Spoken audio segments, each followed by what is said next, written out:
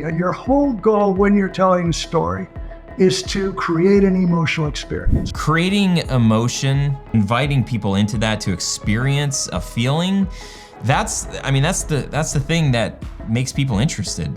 When you talk about external obstacles, battery broke on the camera or something like that, there are a million external obstacles you're going to encounter. When you talk about the inner obstacles, the inner conflicts we have, we're all afraid of falling on our face. We're all afraid we're not good enough. Those are universal, but because they're universal, those elements of the story are going to reach everybody. On this episode of the podcast, we are talking about the secret sauce to storytelling. You're not going to be disappointed. Here we go.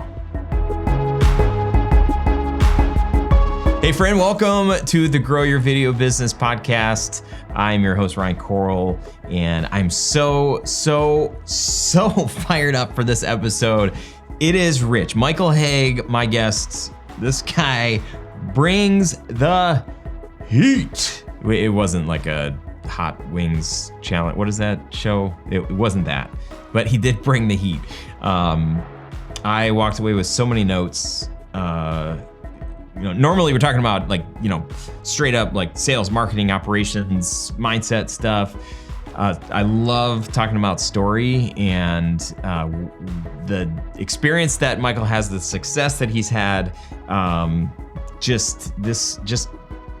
This is a masterclass on storytelling. So I hope you brought your pen and paper and you're ready to take some notes. If this is your first time here on this show, listening to the show, welcome. I'm so happy that you're here. I was having a moment earlier today. Actually, I was walking through Costco thinking like, hey, I've got to record intros and outros later today. And we're nearing episode 400 of this show. So that means we've been doing this show for years, I think 8 years. And I just had a moment of gratitude thinking like, there are people that still listen to the show. And that is wild to me that, there have been almost 400 topics and for whatever reason, people still are getting stuff out of this. So I'm so thankful that you're here. And I have a small gift for you if you would like it. We keep talking about AI. I mean, it is like, we need to be educating ourselves. We need to be thinking through how is it going to, not so much, I was gonna say how it's gonna impact our businesses. Yes, and as a result, we need to be making a plan and thinking through what could happen. I'm not trying to spell like a spell. I'm not trying to cast a spell here. We know it's here. We know it's impacting the industry. We know it's probably impacting our businesses. So what are we gonna do about it? That's what an entrepreneur does. That's what a creative does. That's where a lot of us are at. That's what we're thinking. And I wanna give you access to this document that has all of the AI stuff that we're using, and we continue adding to this document. There are more and more crazy and amazing and scary things that we're getting access to. And there's a lot of different ways that we can leverage AI to grow and to have a bigger impact. So you can download access to this free resource if you go to studiosherpas.com/AI. So dumb. So you can download that. I think it's a Google document, so we're adding to it. It's a live document. You can go check that out. And there is some crazy stuff. Suno.com, SUNO.com is my new favorite. I made my mom a song for Mother's Day. Don't tell her this, but I just wrote like a very basic prompt about how sweet and wonderful and a little bit about her childhood and growing up. And I said, make it in country music style because she loves country music. And then I downloaded a bunch of, I hopped into Google Photos, I typed in her name, got a bunch of pictures of mom, downloaded them, threw them into iPhoto, and created a slideshow. The whole thing, this is the part I don't want my mom to know. The whole thing took me like less than 15 minutes. The longest part was finding the photos that I wanted to put into this slideshow. And I played it to her on Mother's Day and she cried. And she messaged me later and just said it was the most thoughtful, sweetest gift she's ever gotten. Oh man. So yeah, Mom, if you're listening to this show, I love you to pieces. But I didn't work that hard on that. So anyway, lots of tools at our disposal, and why not use them? Because they can make people cry. All right, that's enough for me for now until I start interviewing Michael. So let's get into today's episode. Thank you so much for being here, and let's roll the tape. Then here we go. What's up, friends? Hey, welcome to another episode. I'm so happy that you're here. I've got an incredible guest with me today, Michael Hauge, who is the author of the best-selling book, Storytelling Made Easy. This guy's been in Hollywood for 40 plus years. He is a storytelling expert, passionate about storytelling, helping entrepreneurs and all sorts of people to level up their storytelling. So in the world of business, in the world of, running a production business and working with businesses, I think today, and the pressure's on, Michael, but the hope today is that we walk away better storytellers for our own businesses and brands, but also for our clients as well. So anyway, Michael, welcome to the show. Super, super excited to have you. Well, I am too. And you just sort of named one of the main reasons I'm happy to be here, because it's going to be fun, because we need to talk about stories in two different sort of tiers or levels, because if you have a video company, you've got to be using story to market and build your brand and so on like that, and I coach entrepreneurs and public speakers and authors in every arena about that. But you better know how to tell good stories, because you've got to be incorporating stories into the videos you do for all your clients. So, and the principles are exactly the same, but it's going to be fun sort of switching back and forth between those two things. So I'm excited about this. This is going to be fun. I love it. Well, I want to just start with, what was the moment in your career where you realized, hey, I'm a storyteller and I think I can help people in this storytelling world that we live in?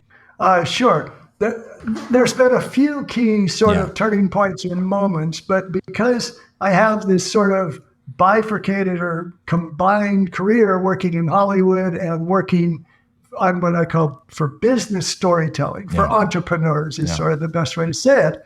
If you go back to how did I know I love story? From the moment I probably saw my first movie, movies is what I've always loved. Yeah. Everything grows out of movies for me. All of my understanding of story comes from, first of all, watching movies, loving them forever,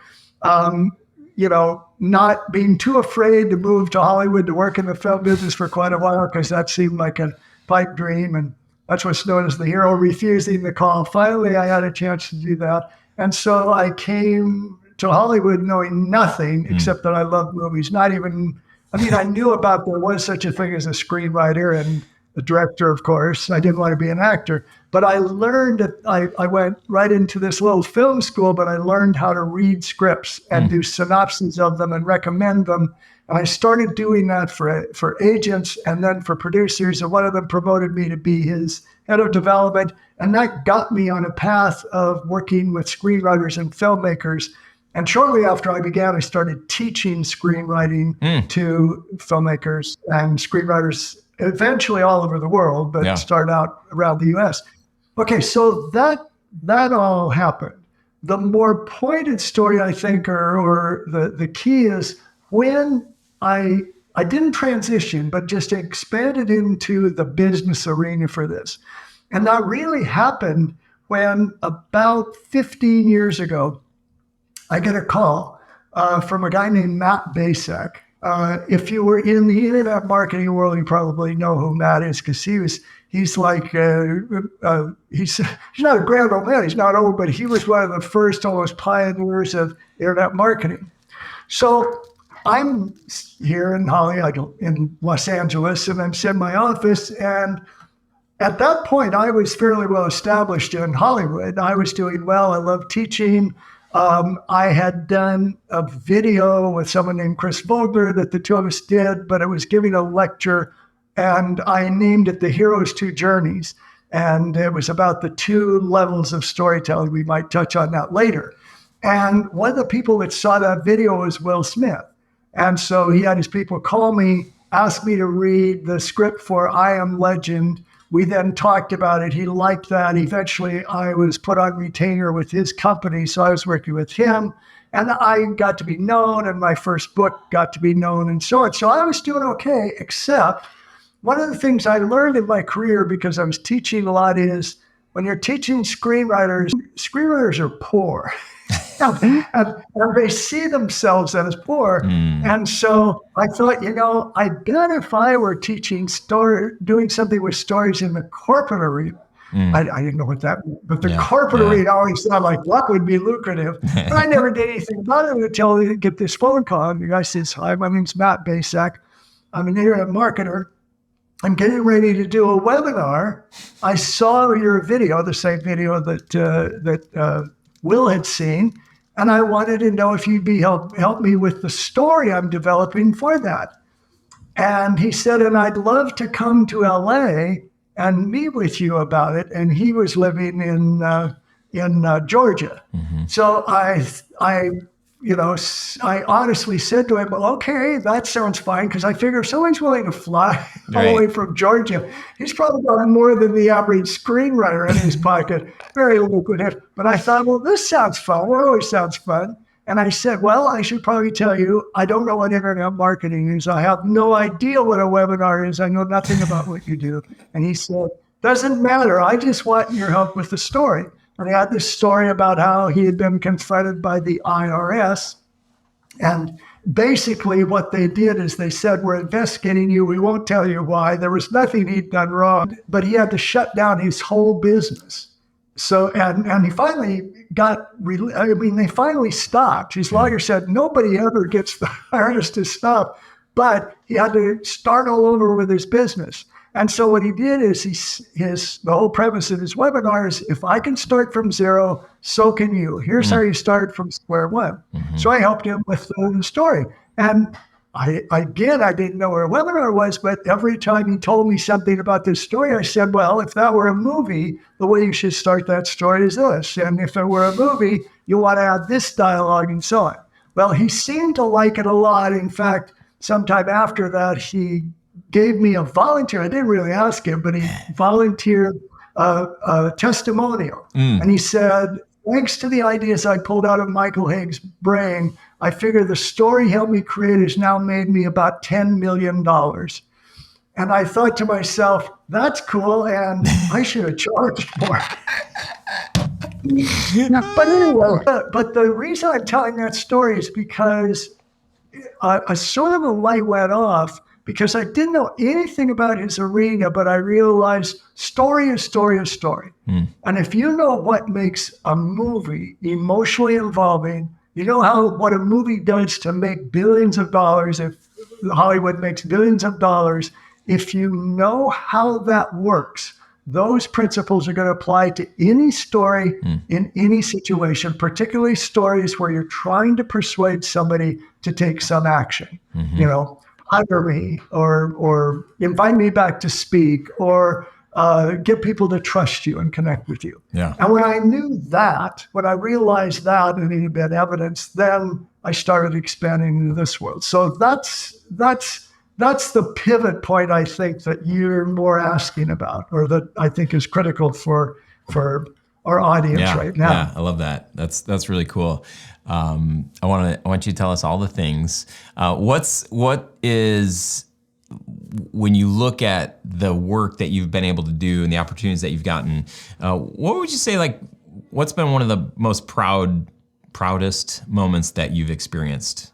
Well, if you're talking about working with Will is great. I worked a lot on the script for Karate Kid. That's fun, and I got to go to the premiere and stuff like that.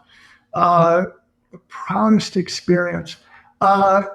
Recently I got invited by Russell Brunson, who I've known and worked with for the first time 10 years ago, because he had seen the same video to begin with, but then I worked with him, and he was also taken with this idea, the inner journey that I talked about. And so like last year, I got invited to speak to his inner circle group.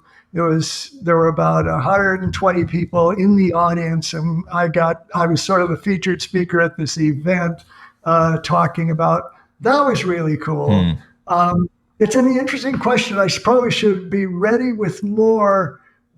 So there's those things, and I've had other moments, I did a video with a group and it's been seen by over 500,000 people. But the thing is, the fun moments, that's all neat to be proud. But I just love getting to help people tell better stories. Yeah. And one of the things about working with business leaders and entrepreneurs is the stories that I coach them on are going to get told. One of the difficulties in Hollywood is you can have a crackerjack script, but the odds of getting the movie made are not good. But the movies you make all get shown. Yeah. Right. And the stories you use in those, they're going to get heard. And that's fun. That's exciting. So where do we start? Like, I'm a video business owner. How do I level up my storytelling? Well, the short answer is tell better stories.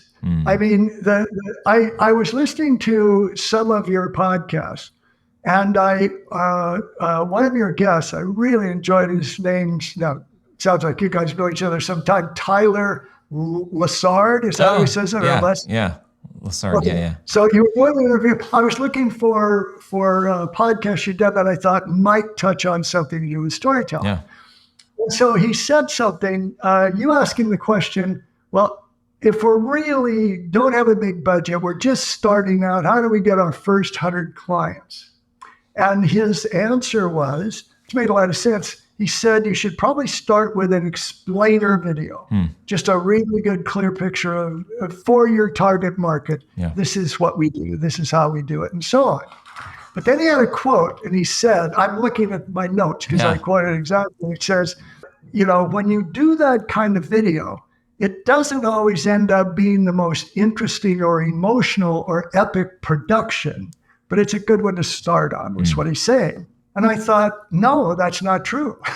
That's not true. It's a great one to start with. Why are you saying it isn't necessarily going to be interesting or emotional? And I jump on that because the whole idea, your whole goal when you're telling a story is to create an emotional experience. Yeah. And emotion doesn't depend, notwithstanding the Marvel movie or high production commercials or videos or whatever, it doesn't depend on that.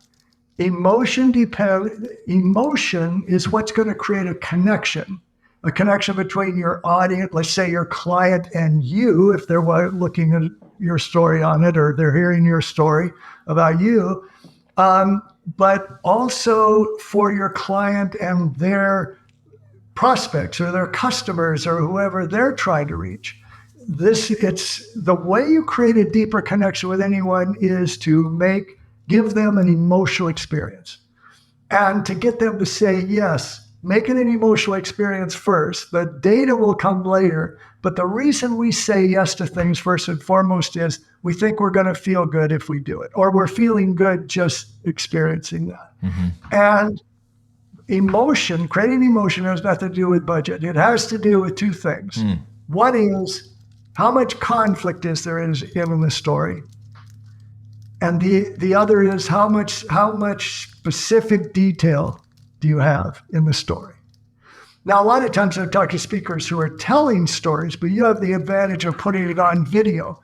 But when you're telling a story, you ask, how can I do? So I'm going to get a little pedantic. So I'm going to take you, these are the essential components you have to have in the story, okay? There's like 6 steps that you've got to include. This won't take 3 hours, not a 3-hour lecture. Because I see you're glancing down at your watch. It doesn't show. Whatever. I can tell you got that. Oh my God, what have we done? Okay, here's what you need to do. Here's how you need to build that story. The story has to have a hero. There has to be a protagonist, a main character. Okay, so let's say you're making a video about your own, a video about a customer, a success story for a client you had, because that was one of this. By the way, not to beat on Tyler, he said later, you don't always have to do the explainer video. It might be an amazing customer story. I thought, okay, now he's talking about the right thing. So let's just say you're doing that. Same rule applies if it's an origin story, Yeah. like you told me about how you got into making video and where you are today. Yeah. And by the way, if you remember the story I just told, you're going to see these 6 beats in that story that I told you about meeting Matt Basak. Oh, yeah. Okay. First thing you got to do is define who's the hero. Okay. Or protagonist. A hero is not someone who's heroic. It may be someone who becomes heroic in the course of the story, but you have to have a main character. So let's say the main character is the client that you represented, that you made the video for, that you're now using that success story to get other work. Mm-hmm. Okay, so that client's going to be the hero, not you, by the way. Right. You can be the hero of your own story, but the client is the hero of this kind of, won't you hire me because I'm successful, I've been successful. Okay, and then the first beat, what you have that hero is, you've got to have a setup. We have to meet the character before they met you, okay? What I mean is, we need to see them in the situation they were in before they decided, I think I want to hire Tyler, or I want to hire you, or whatever. And so it's their everyday life. And you've got to create empathy in that beat, meaning we have to either feel sorry for that person, we have to worry about them, we feel sorry for them because they just had a disaster in their business, we're worried about it because their business may go under, or we like them because they're kind, good-hearted, they help other people with their problems, okay? So you do that. You have to have that, and then the second beat is there has to be a crisis. There has to be a tipping point. Something has to happen. And the more specific you can be about that, the better. Something happens that moves them from being stuck wherever they were at the beginning, maybe dealing with a problem but hadn't really taken action or didn't know what to do. They were losing customers and they didn't have enough or whatever it might be. Something happened that made them say, okay, I've got to figure out some new way. I've got to solve this problem that's just been thrown in my face or that I've been avoiding all this time. Okay, and then they're trying to figure out what's going to happen and how they're going to do that. And in doing that, that's when you come in. Then, your company was recommended to them, or they word of mouth, or they saw one of your videos, or maybe you've worked with them before, but this is a new story about a new problem they faced on the new video.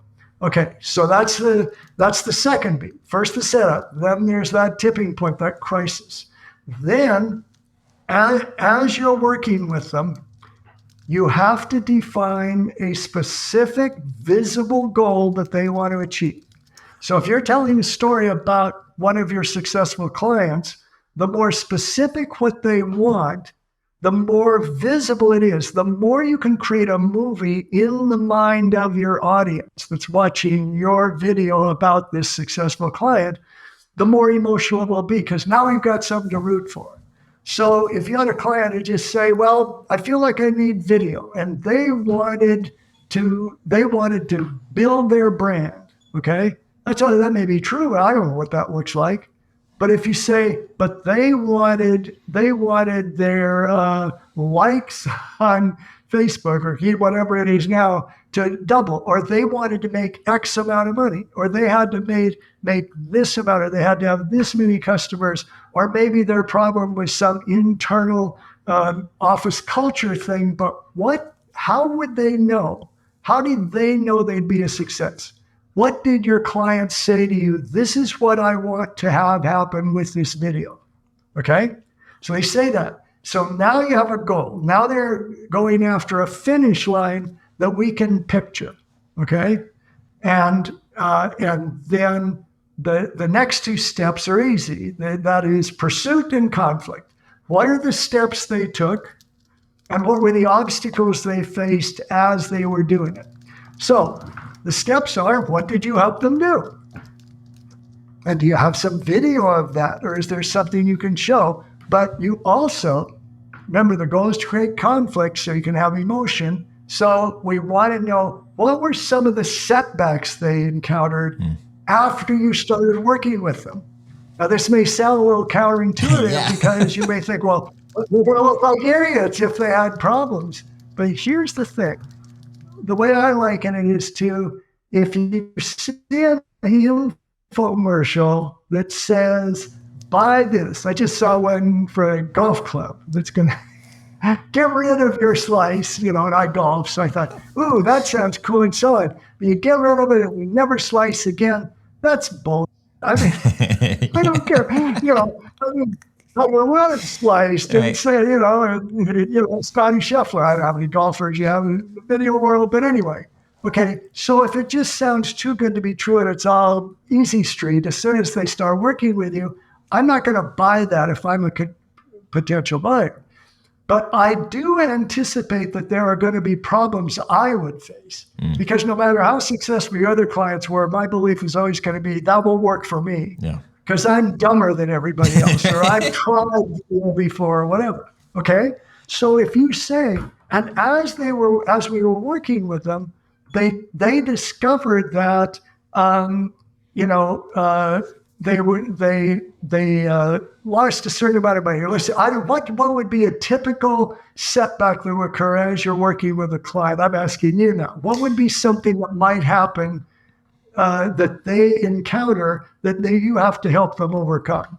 Not that you caused, not that you forgot your camera or something. Right. You know what I'm asking? Maybe they second guess themselves and thought like I can't do, like I'm not the person to like speak into this. Like there's other better people out there. Like I don't like how I look. I don't like how I sound. I mean, could those be? Okay. Well, if it happened after they had agreed to work with you, that's what I'm asking. Well, so if you're and I would say like film date is tomorrow, and like leading up to that, like people might just start thinking like, oh gosh, like am I really gonna do this? I'm gonna look like an idiot. That's perfect. Okay, so because that's what everybody who's thinking of hiring you is thinking. I'm not made for video. I'm fairly ugly and fairly stupid, and I don't want to be in front of the world. Okay. So you say right before the day of the shoot, they showed up and said, I can't do this. I'm just no good at video. But what we showed them was that all they had to do was X, and their nervousness went away. Now that I'm going to buy into, because now what you've done is you've mentioned something I already think is going to be a problem for me. And you've said, but now you're not saying directly to your client, and don't worry if you're too stupid and ugly. You just tell a story about someone else that they are empathizing with because that's what you established in the beginning. And they're going to say, yeah, I have that problem too. But then they have the emotional experience subconsciously of overcoming that fear by working with you. Okay? Yeah. So that's why you include the obstacles. So you don't tell everything, but a couple of things that you did with the client among many other to get the video made, and a couple of things you did for them to help them overcome obstacles. That was like an inner journey thing, an internal fear, but it might be external. Everything was going to take place on some factory, and the factory lost power one day or whatever. Okay. And then the last two steps there's the climax. You have to have the moment in the video where we see the person achieve that goal. You need, and you can, if you didn't do it on site when it happened, we need to see the moment when the video is first shown to the group or to their client, or they're getting to watch it, or it won some award. Something happened to show that whatever they said their goal was, they achieved it. Okay? So, for instance, if they said, we need your help because we got to make $100,000 in a month, or we need a video that's going to help us cross that line, then we need to see on video where you need to recreate or something. We need to see them, holding the check for $100,000 or looking at their bank book or just celebrating that they had done this thing. And then the last thing, and this is a critical one to remember, and all these things are things you're going to help your client do with their videos, there has to be an aftermath. And that is, we need to see a new movie, we need to see a picture, we need to see the new life that your client is now living because of the video you helped them make or you made for them. In other words, the climax says, yeah, you won, you got your 100,000 or you got your whatever. But now you could say that was a year ago. And now their company has now grown to here. And by the way, they've made 3 more videos with us since. Now, that's not very subtle, but you're putting in the idea that look at how success, you're sort of, well, it's all a plug for you, but it's a plug for you through the story you're telling about them. And that's it. And that's it. Did I just turn this into a 2-part podcast? I always said I'd do it quickly, but there's a lot in there, packed in there. But I guarantee you, if any story you have in a video you're doing for a client or in videos you're making for yourself to promote yourself, any story that hits those 6 beats is going to be better. If you do that, it's going to be more emotional than it was before you incorporated all that. Unless you're already doing it. I love it. I'm curious. We were talking about Tyler. We're picking on Tyler this episode. He was talking about explainer videos, and you were kind of challenging, like, hey, this could actually be. I mean, are you saying that we can fit those 6 things inside of an explainer video? Yes, because the explainer video it's like if you wrote a book or something like that. It's not just going to be your success story. But what I'm saying is to make that video more emotionally involving, fold in a story, whether it's just the warrior that we're talking about it, or you telling your own origin story, or if you have video footage of this is how you did it, showing, even when you say this is what we do. Yeah. And the explainer video says, because I remember some of what he said, it's like, these are the kind of things we do, and this is the equipment we have. And when they're worried about budget, you say, well, we're not going to name actually, that wasn't, there was another, I think that was the interview with Bob Berg I watched. Something about, don't name a price, but give a range. Don't be afraid to mention. Okay, so if tucked into your explainer video, the way you explain some of what you do is to show or tell a story about how you did that for someone else or how you did that for yourselves. And if you haven't done any work, if you just started the company, tell a story about the success you had as a videographer before you started your own company or whatever. So it's not that, I'm not saying take out anything you had in mind. I'm saying you build the emotion out of the stories you tell as a way of explaining what your company does. Yeah. Does that make sense? It does make sense. It's pretty brilliant. I am so tired of, having done this work for 20 years, story kind of, I don't know if it's always been a buzzword, but there was a period in time where it was like everybody, no matter what business you did, you're telling stories and we're storytellers. And it's just like, okay, guys, it's just being overplayed by everybody and everything. In the context of how you're describing it, like it's creating emotion, inviting people into that to experience a feeling. That's the thing that makes people interested. And so if we're not doing that, really, literally what we're doing is we're making an explainer video. It's just like, first you do this, then you do this, then you do this. It's like, okay, that's, okay, I'm not gonna remember that. I don't care about it, whatever. But if we can infuse, whether it's our story or someone else's story, and I'm even thinking about, we don't have an explainer video that says, I do have like here are the 10 FAQs if you're gonna work with Tell Studios. First question is like, how much does the video cost? And how long is it gonna take to get my video? And it's the most boring, the topics are boring. For me, I come on and I'm trying to make it a little bit fun and a little bit memorable and engaging. I don't really share a story, but I'm seeing how, I could probably start this with, hey, if you're like most people and you haven't done video, or maybe you have done video and it didn't go well, right? I've got, this one client and maybe I could share a story about how, before they did video with us, they were frustrated and they weren't getting the results that they wanted. And working with a production company was hard because everybody had different pricing and everybody had a different flow and it was hard to know what to expect. And in this series of questions, I'm going to help you, uncover and get you to a place where you feel like, oh, this is something we can do, and this isn't out of reach, and we get it. I don't know, I'm just blabbing now. Yeah. I mean, yeah, absolutely. A couple of things. One is the thing that the way the stories actually work is stories sort of drill down into your subconscious.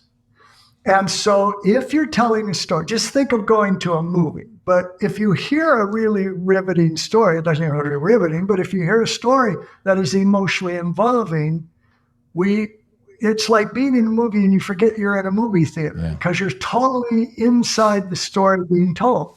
If you create the hero of your story in such a way that we empathize, as we hear the story, we become that character. We experience the story through them. Okay, so now we're the client. We have become the client you had before that we're seeing in your success video, or seeing you. We become you if you're telling your own story. And then when you take it all the way to the climax of the aftermath, we are experiencing the success of working with you and winning. And so instead of having to say to them, work with us and you'll win, they've already done that. Right. Because subconsciously, they sort of don't know the difference, in the same way that if you see a movie, you're just involved and you don't think, well, yeah, but that was that actor. That wasn't me. No, we leave the theater feeling like we have just, won the lover of our team, or made money, or stopped the sewer killer. Oh, man. You did. Yeah. And the other thing that you said about the Q&A, the FAQ, is the more you're doing this, and when if you're talking to someone, not just in the videos you're creating, but in conversations with potential clients, one of the things Bob Berg said is the great way to go to networking, I thought it was brilliant, is just shut up and ask questions, basically. What do you love? What did you do that was all of that? But at some point, they're going to turn around and say, so what do you do? And also, he was talking, or I forget which one, or you were saying this, but you need to find out what are the problems you have in your business. Maybe there's a way we can help that with your thing. But if you find out they have a problem, wouldn't it be stronger to say, well, we had a client who faced the same, we had a client whose office culture was chaos. But we helped them. We created a video for them that did this, and you tell the story of someone else who had the same problem they have. Yeah. Now, every story, I'm a long-winded guy, and even the story about Matt Baseball, I don't know if you went back and saw what the 6 beats were there, but you can tell a story in 60 seconds. Yeah. I mean, you can say, that's interesting because we had a client and he was in this situation and we made a video about this. And in the video, we showed this, and then he was able to do X. And you could tell it that fast, but you're still basically hitting those beats, using it. So you're answering some of the FAQs with stories instead of data, instead of facts. Data works. I mean, if the story's involving, then we do want to hear. We do want to see videos of your equipment and stuff like that. Because now we're in it. Yeah, I love that. One of my favorite pieces that I've done, I was kind of telling you my origin story about getting into video production. 2 years ago, the university I graduated from came to me and said, hey, we want to do a documentary. We have a donor that wants to pay for this documentary highlighting this basketball coach from the university. Would you guys be interested in telling the story? for me, the reason why I ended up at that school is because of this coach. I was friends with his son. I didn't know anything about his school or anything. He took interest in me. He said, I want you to meet my boss, who's the president of this college. I meet the president. President gets me a scholarship for 4 years. I live at the school. Changes my life. I meet my wife there, end up working there, end up convincing my boss to buy me a video camera and a computer, and I start telling stories. I'm like, this is what I want to do. All these years later, the school comes to me and says, you want to tell the story? I'm like, are you kidding me? I'm doing this work because of that guy. He saw something. Yes, I want to tell this story. So we create this 40-minute documentary that highlights his legacy. You know, he's been a coach for 40 years, teaching them how to play basketball, but way more than that, right? Teaching them how to become great men of society and amazing human beings and to give back to their community and just all of this stuff. And he's impacted a community and countless lives, all this.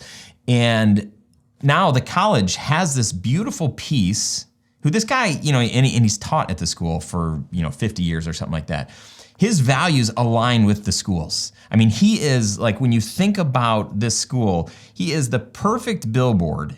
And so now this college has the perfect story that does not feel at all like a sales pitch. It is not a marketing tool, but it is the best sales tool. It's the best marketing tool because, like you're saying, you leave the theater and you feel like, yeah, we won, we did this thing.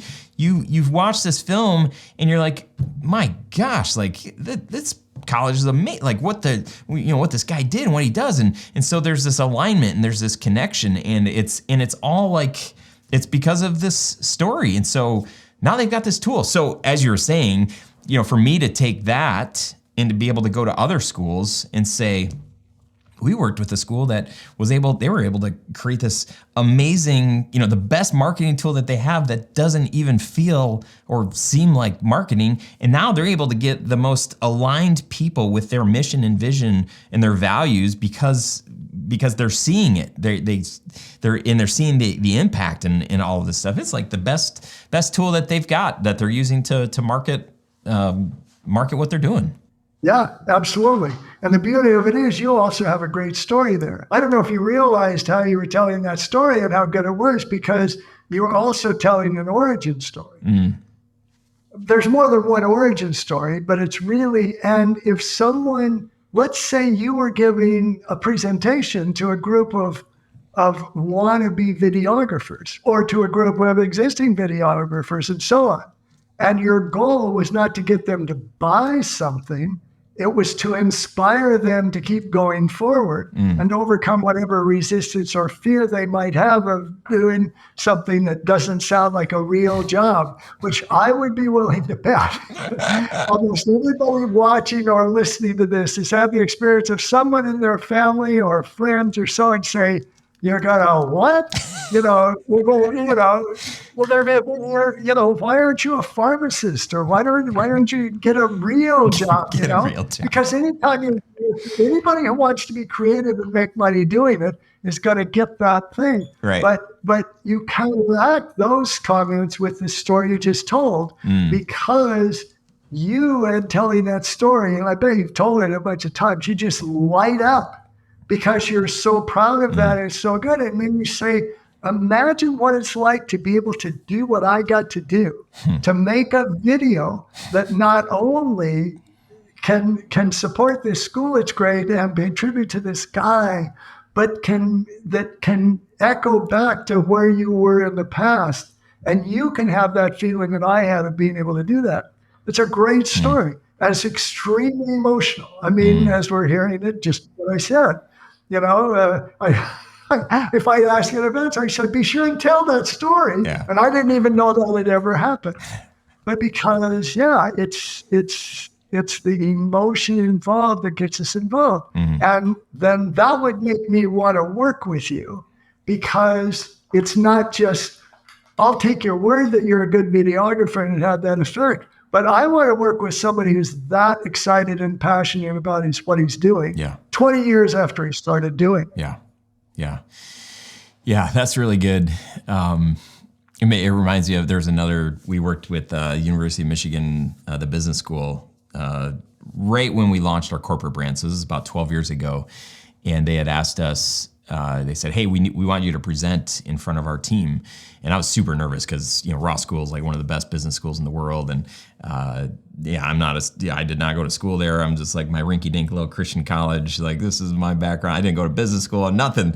And we made a short little video. We said, hey, how can we make our presentation good? Well, we got to show a video. So let's make a video. So we shot a couple of things at the school, highlighting this gorgeous campus. And then we just interviewed me and a couple of guys from the team, just saying like what an honor it would be to be a part of this project.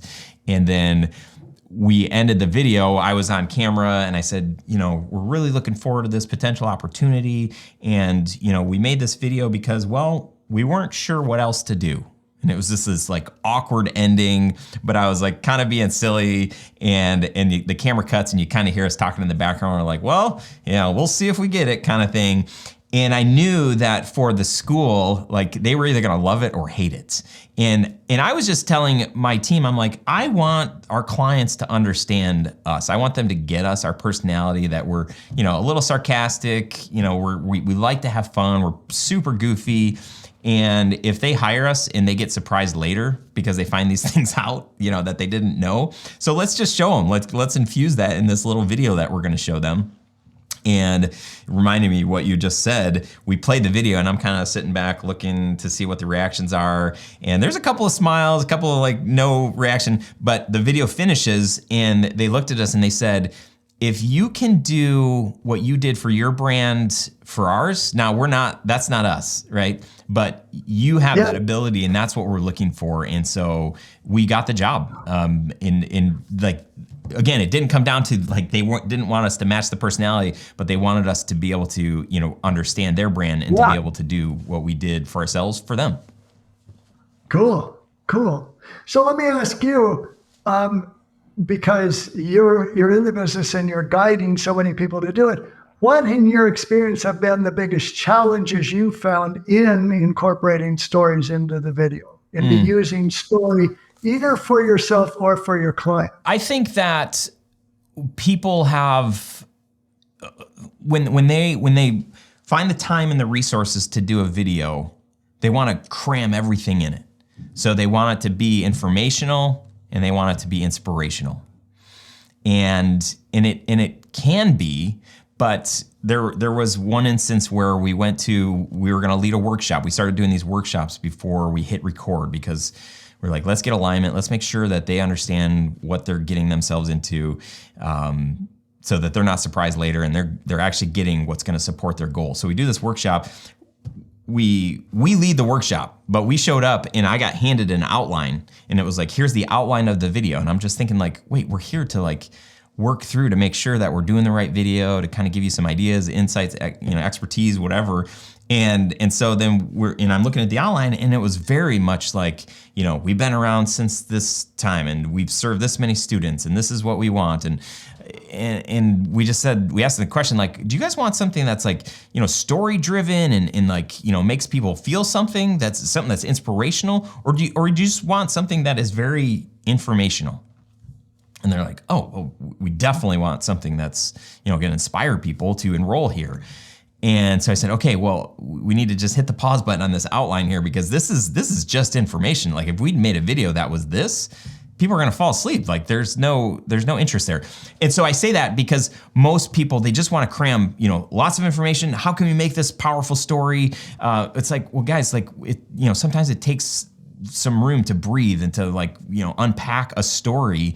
And so we can't do all the things at once. So where do we want to land if we had to pick, one of those things, or at least have one be the driving force? Which one is most important? Do you think that's going to support your goal? So I would say that's probably one of the biggest challenges where people say they want a story, but then they give us so much information and they give us the CEO and the CFO and the CIO, like all these people that aren't on the ground level and their stories aren't relatable to who they're trying to speak to. Absolutely. Yeah. Well, it sounds like you did a really good job of solving that issue because you asked them the right question. I would say it's kind of like, working in Hollywood and being a script consultant for all this time and so on. And, I have to figure out how do you tell somebody basically your script sucks. Right. You know, and so I read it, but and you kind of did this, but in addition to, or besides just saying, do you want a story, but ask them what's going to make this a success? What is the reaction you want from people seeing this? Yeah. What are you going for with this? And then when you get the outline, I would usually say, don't go through the outline and say yay or nay. Just say great outline. Say, okay, well, I noticed here you say this. That will work in great when we talk about this, because if you want people to feel this about your business or whatever they're doing, then talking about how, by taking one of your low-level workers or whatever, we can do that. And that's how they can also find out all these things in this thing. So you're forcing them to think about, not what do we want to do for ourselves, or we want to make sure all the C-suite people are in the video so they'll be, feel like we can get passed over or something. Just say, what's the action you want your viewer to take when you see it? Mm-hmm. That's it. Yeah. Good stuff. Yeah, that's brilliant. We go through like a word, like a keyword exercise, and have them pick 3 to 5 keywords, and we say, okay, the decisions that we're going to make in this video are going to be based on these. So if you come to me after we decide on these, and then you say, oh, you know what, the CEO's here, so let's get a quick interview with the CEO. I'm going to say, like, hey, let's remember the 5 words. These we agreed on these. This person, they're not, so we can get the interview, but it's probably not going to make it in this video, right? That's been so helpful. Oh yeah, those are great, because the one thing is that you're selling with, and I'm not so much as a consultant, is you're having to convince people that it's even a good idea to have a story. Sometimes in business I encounter that, but more the obstacles I encounter for people is I'm no good at telling stories. Right. Yes. Yeah. That's probably more prominent. And so on. And I'll say, telling stories is something you've been doing your whole life. Yeah. Yeah. And sometimes you just got to say, trust me. Yep. I've been doing this a long time, and it'll be fine. It gets into one of the things I mentioned earlier, that's this idea of the hero's inner journey.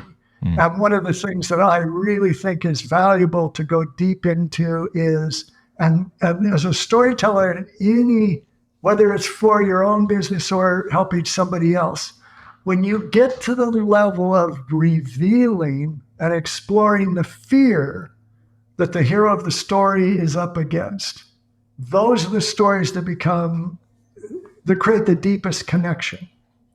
So if you were telling a story about a successful client, and you could weave in how you did in what you said, because the guy said, I don't know about it, I'm no good on this and so on. But if you could explore that fear and say that they have that fear, not just how you overcame it, but also where did that come from? And so on.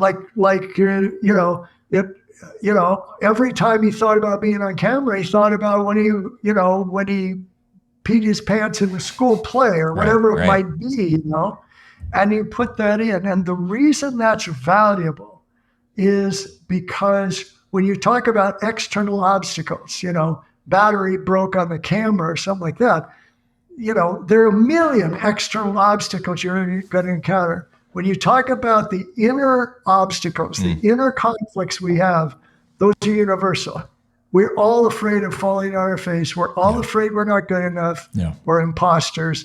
We're all afraid of rejection or being humiliated or being too big for our britches, is what my mother said, but, being, all of those things of asking if it's a sales tool, we're all afraid of, being seen as a slick salesperson or, trying to con somebody. Those are universal, but because they're universal, those elements of the story are going to reach everybody on an emotional level. Michael, that's super good. Oh, I love that. Man, we should do a trilogy. I kind of feel like there's a saga here in the That's good. You're turning the little thing into Lord of the Rings, you know? No, but I mean, yeah, I'd be happy to come back. I'd love to come back or do, might be fun to, open it up or let's Well, that's exactly what I'm thinking. We have a community and we do like a monthly masterclass, and I'll bring in like an expert, and we do, there'll be some teaching and we'll do live Q&A. So that could actually be super fun. Oh yeah. Yeah, I'd love to do that. Oh man, let's go. Well, at least one person. It's really fun for me, and it's really all about me. Wait, I thought it was all about me. What? I'm so confused. Yeah. Well, that's my superpower. I make you think it's all about you, but it's really me showing off here now. No, what I love to do is be able to coach somebody, and maybe more. But if we were doing what you just said, Q&A, and I could give some more detailed information or take somebody through that or talk more about the inner journey, whatever you want it to be. Or we could look at a video. That would be fun too. I could look at a video and say, okay, or if it's a work in progress, I mean, I look at a video and say, well, that really sucks. Well, that made us $2 million. That makes me look bad, and we don't want that. But anyway, I love helping people with the specific issues they're running into with their stories. Yeah. So, I'm saying, now you've let the cat out of the bag. You're on the hook. Of the group. So in the meantime, how can people follow along with some of the incredible stuff that you've got going on? Okay, well, the first thing I want to point everybody to, because I think you're hearing or see, there's what do you call them? Underneath the video is the notes. The show notes. Show notes. Okay. There you go. Right under the video you're looking, or right under the thing that came with the podcast, there is a link. And if you want to hear more about it and go a little deeper with, or at least slow down a little what I was railroading through, I've created a chart of those 6 steps. I call it the 6-step success story chart of how those beats are and more detail about how each one works. If you just click on the link that's under this that says 6-step success story chart or something like that. I don't have memorized what the actual URL link is, but it'll be here. If you click that, then you can get a free copy of that emailed to you. Amazing. And go through that. And beyond that, my website is storymastery.com.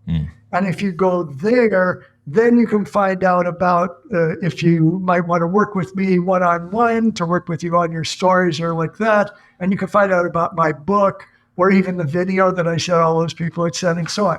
So the website is a good second place or alternate place to go. But I strongly recommend you get that chart, because it makes it sound probably a little simpler and easier to follow than I was when I was going through do this, then this, then this. And you can just use it. You can just make sure, you can just ask, do I have these 6 beats in the video? And it'll be better if you do, I promise. That's amazing. What a gift.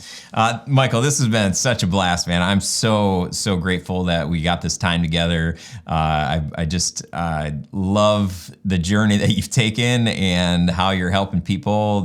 I took notes furiously. People could probably hear me typing, so sorry, not sorry about that. But man, best wishes to you, and I do look forward to doing something like this again here in the near future. Well, I knew this would be fun, and it was. I just had a great time, and now we get to do a follow-up. We get a sequel. So I love it. Great. The sequel. Let's go. We'll make it better than the first. Nice. So thanks to everybody for watching or listening, and we'll see you soon. Thanks again for being here, my friend. If you didn't download our AI guide, it's got resources and tools. Remember, you can get that at studiosherpas.com/AI. I want to know what your big takeaway was from this episode. Did you love Michael? Do you love his framework? Are you inspired to go tell bigger, better stories? And are you going to use it in your business as you kind of paint the picture of like why you are needed, why people need you to guide them through the video and the storytelling process? So let me know, leave a comment, like this video, share it with someone if you think it's shareable and somebody else could benefit from that. I would greatly appreciate that. And I'm glad you're here. It's great to spend this time together. It's great to grow together, and feel free to reach out if you need anything. Ryan, R-Y-A-N, at studiosherpas.com. And you can find me on the social media platforms at Ryan Coral, or on Instagram at Grow Your Video Business and at Ryan Coral. Okay, that's it. Get back to doing whatever thing. Have a stinking amazing day. Make it great, and I'll see you next time. Bye for now.